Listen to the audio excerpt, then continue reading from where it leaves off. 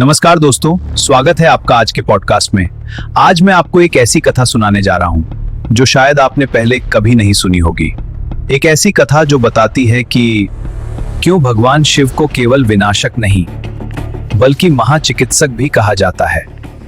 तैत्तिरीय संहिता के रुद्राध्याय में एक अद्भुत मंत्र आता है, एक ऐसा मंत्र जो भगवान शिव के शरीर को ही औषधि मानता है। या ते रुद्र शिवा तनुः शिवा विश्वस्य भेषजी शिवा रुद्रस्य भेषजी तयानो मृडजीव से, अर्थात हे रुद्र, आपका जो शिव स्वरूप है, जो कल्याणकारी शरीर है, वह समस्त विश्व के लिए औषधि है। हाँ, सही सुना आपने, शिव का पूरा शरीर ही औषधि है। ऋग्वेद के द्वितीय मंडल में कहा गया है, भिषक्तमं त्वा भिषजाम शृणोमि, यानी हे शिव, आप ही चिकित्सकों में सर्वश्रेष्ठ चिकित्सक हैं। लेकिन क्यों? क्या है वह रहस्य जो शिव को महाचिकित्सक बनाता है? आइए जानते हैं उस रहस्य को। जब सृष्टि की रचना हुई तो ब्रह्मा ने प्राणियों को बनाया, विष्णु ने उनका पालन किया, लेकिन भगवान रुद्र ने कुछ अलग किया। उन्होंने औषधियों का निर्माण किया।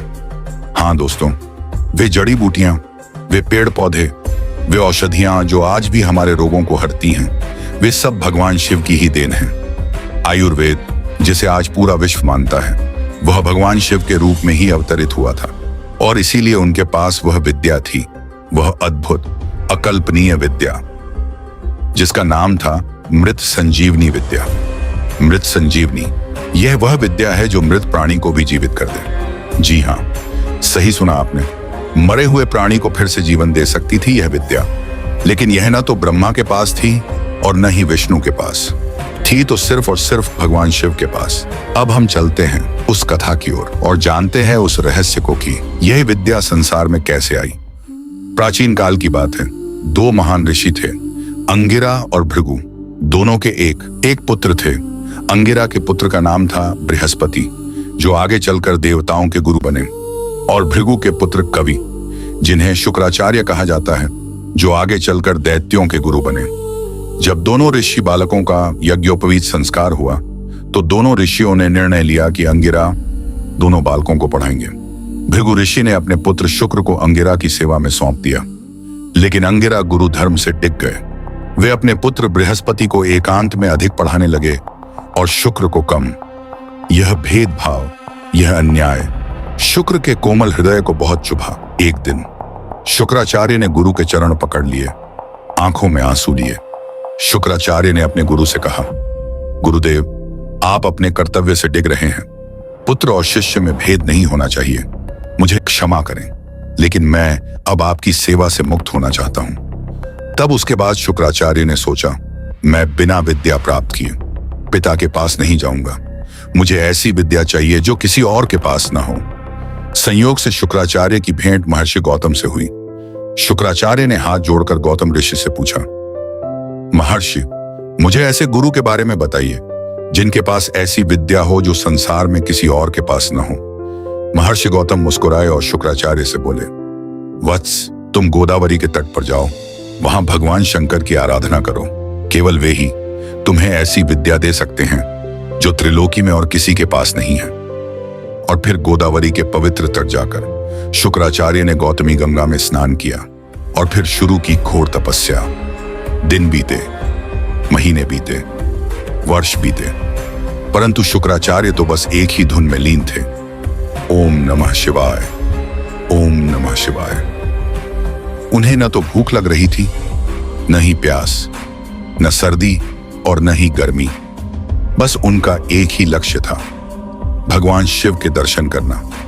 और एक दिन आकाश में बादल गरजे, पृथ्वी कांप उठी, दिशाएं प्रकाशमान हो गईं और प्रकट हुए भगवान भोलेनाथ। शिव जी ने शुक्राचार्य से कहा, मैं तुम्हारी तपस्या से प्रसन्न हूं, वर मांगो। शिव को साक्षात अपने सामने देखकर उनकी आंखों में आंसू भर आया। देर तक वे एकटक शिव को देखते रहे। कुछ समय पश्चात शुक्राचार्य ने शिव जी से कहा, भगवान, जो विद्या ब्रह्मा को भी प्राप्त न हो, जो विष्णु को भी न मिली हो, वह विद्या मुझे दीजिए। तब भगवान शिव मुस्कुराए और बोले, वत्स, मैं तुम्हें वह विद्या देता हूं जो मेरे अतिरिक्त किसी को नहीं पता। शिव रुद्र संहिता के युद्ध खंड में वर्णित है। मृत संजीवनी नाम विद्या या मम निर्मला, तपोबलेन महता मयैव परिनिर्मिता, अर्थात यह मृत संजीवनी विद्या, मैंने इसे महान तपस्या के बल पर बनाया है। शिव ने आगे कहा, हरेड हिरण्य गर्भाच्छ प्रायशोहम जुगोपियम, मैंने इस विद्या को विष्णु और ब्रह्मा से भी छिपा कर रखा है। अब आपके मन में सवाल आ रहा होगा कि ब्रह्मा जो कि संपूर्ण वेद के आविर्भावक हैं, तो उन्हें यह विद्या क्यों नहीं मिली? तो आइए जानते हैं इस रहस्य को। तैत्तिरीय ब्राह्मण में कहा गया है, अनंता वेदा, अर्थात वेद अनंत हैं। वर्तमान समय में ब्रह्मा का दूसरा परार्ध चल रहा है। जब ब्रह्मा ने तपस्या की थी तो उन अनंत वेदों में से केवल 1121 शाखाएं ही उन्हें सुनाई पड़ी। पतंजलि के महाभाष्य में यह वर्णन मिलता है। लेकिन भगवान शिव की तपस्या इतनी महान थी कि शुक्राचार्य को वेद का वह अंश भी सुनाई पड़ा जो ब्रह्मा को भी सुनाई नहीं पड़ा था, और वह था मृत संजीवनी विद्या वाला अंश। इसीलिए शास्त्रों में कहा गया है, ब्रह्मा भिषक्तर हैं, श्रेष्ठ चिकित्सक, लेकिन भगवान शिव भिषक्तम हैं, यानी सर्वश्रेष्ठ चिकित्सक। ऋग्वेद के द्वितीय मंडल में यजमान प्रार्थना करता है, त्वादत्ते भी रुद्र शंत में भी शतम हिमा अशीय भेषजे भी, अर्थात हे रुद्र, आप जो औषधि देंगे उससे हम सैकड़ों वर्ष सुखपूर्वक जिएंगे। आगे और वर्णन मिलता है, उन्नो वीरा अर्पय भेषजे भी भिषक्तमम त्वा भेषजां शृणोमि, अर्थात हमारे पुत्रों को भी, हमारे वीरों को भी आपकी औषधियां दीजिए, हे चिकित्सकों में सर्वश्रेष्ठ।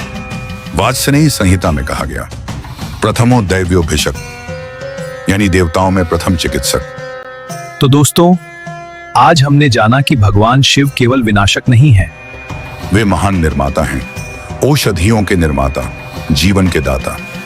ब्रह्म पुराण के 95वें अध्याय में लिखा है कि मृत संजीवनी विद्या से हजारों मृत प्राणियों को एक क्षण में जीवित किया जा सकता है। शुक्राचार्य को यह विद्या मिली और इसी विद्या से उन्होंने असुरों की रक्षा की।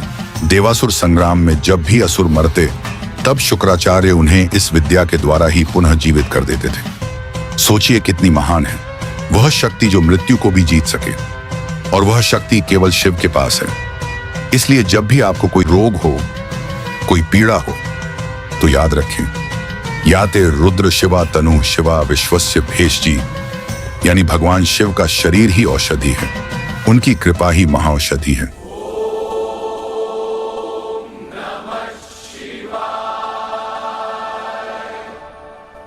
तो दोस्तों, शिव की यह जानकारी आपको पसंद आई हो तो कमेंट में हर हर महादेव अवश्य लिखें।